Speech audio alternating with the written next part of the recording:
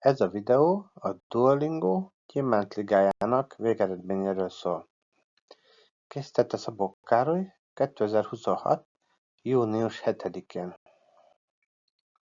Az első díja, hogy 163 napos szérián van. A második díja, hogy a 10. helyen végeztem a Gyémántligában. 3 perccel a vége előtt a 10. helyen állok, és így bent maradtam a Gyémántligában.